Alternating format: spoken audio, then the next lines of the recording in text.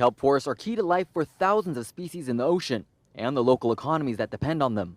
Kelp are what we call a foundation species, so they actually support habitat and food for all of the animals that live in this ecosystem.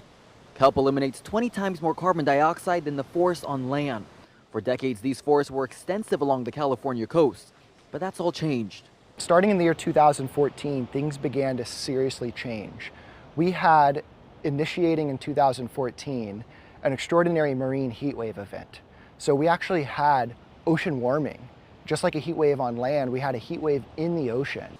That heat wave had a ripple effect on the ocean's ecology, creating conditions that were too warm for kelp and gave rise to a dangerous and prickly threat: sea urchins. After the marine heat wave, what happened is that there wasn't enough kelp to keep urchins happy tucked away in these cracks and crevices, so they came storming out of the reef searching for any remaining live kelp that they could find.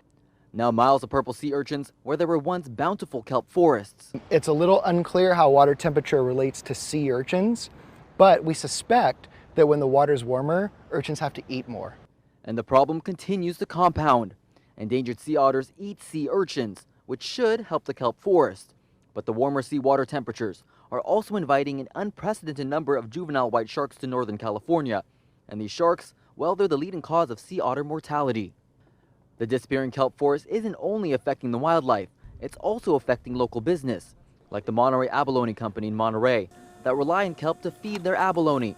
They're one of 3 abalone fisheries in California, and they harvest 4 tons of kelp a week. If we can't get kelp, we're going to be out of business. The kelp also supports Monterey's tourism, protects our shorelines from big corrosive waves, and filters the air we breathe.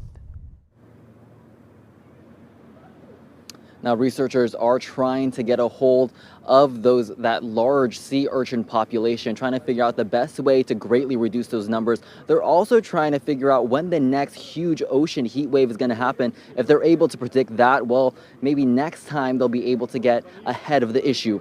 Reporting live in Monterey, I'm Christian Balderas, KCBW Action News 8.